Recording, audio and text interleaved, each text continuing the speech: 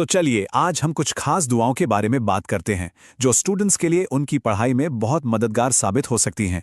ये दुआएं एक पारंपरिक गाइड से ली गई हैं और हम देखेंगे कि ये अकादमिक सफलता में कैसे काम आ सकती हैं।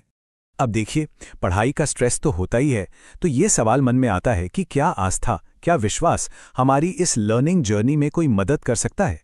आइए इसी सवाल के साथ इस विषय को और गहराई से समझते हैं। हमारा मकसद है कि इन पावरफुल दुआओं को एकदम सिंपल तरीके से समझा जाए ताकि कोई भी इन्हें आसानी से अपनी रोज की रूटीन में शामिल कर सके। तो चलिए सबसे पहले और सबसे ज़रूरी चीज़ से शुरू करते हैं।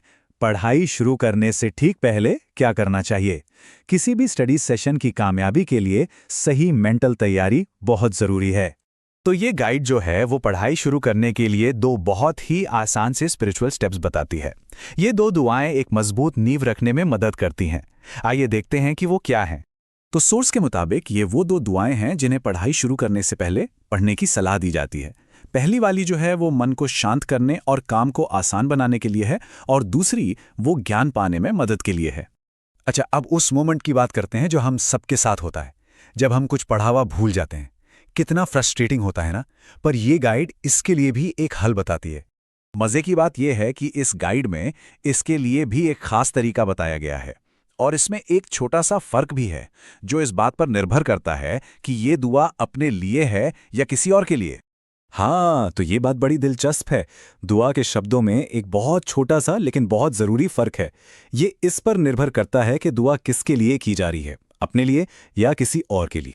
तो देखिए, जब अपने लिए दुआ करनी हो तो अनीस का इस्तेमाल होता है और अगर किसी और के लिए कर रहे हैं तो अनहुश का है। तो ये छोटा सा बदलाव, लेकिन सोर्स के हिसाब से इसका बड़ा महत्व है।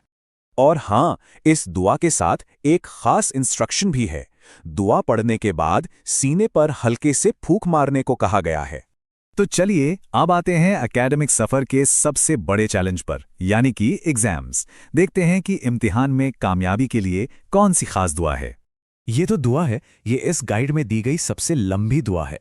तो इसे समझने में और याद रखने में आसानी हो, इसके लिए हमने इसे छोटे छोटे हिस्सों में बांट दिया है। तो पूरी दुआ कुछ इस तरह है।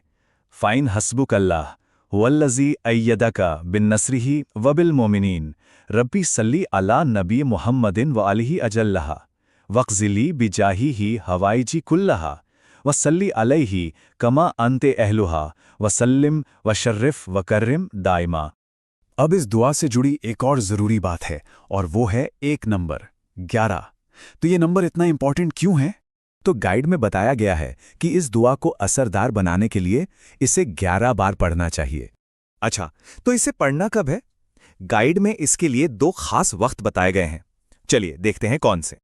इंस्ट्रक्शंस बिल्कुल साफ हैं। एक तो इसे अपनी हर नमाज के बाद पढ़ना है और दूसरा एग्जाम शुरू होने से ठीक पहले और उसके बाद सीने पर हल्के से दम करना है। तो चलिए फटाफट से एक बार रिकैप कर लेते हैं कि हमने अब तक क्या क्या देखा है। ये टेबल एक तरह से आपकी क्विक रेफरेंस गाइड है। इसमें हर सिचुएशन के लिए सही दुआ बताई गई है ताकि आपको आसानी से याद रहे। तो देखिए, यहाँ सारी दुआएं एक साथ हैं। पढ़ाई शुरू करने से पहले कौन सी दुआ है, कुछ भूल जाएं तो कौन सी, और एग्जाम में कामयाबी के लिए कौन सी। ये स्लाइड बिल्कुल क्लियर कर देती है कि हर मुश्किल का एक रूहानी हल क्या है।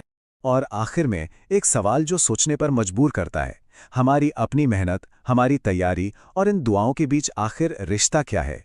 ये एक ऐसा सवाल है जो हमें इस टॉपिक पर और गहराई से सोचने के लिए छोड़ जाता है।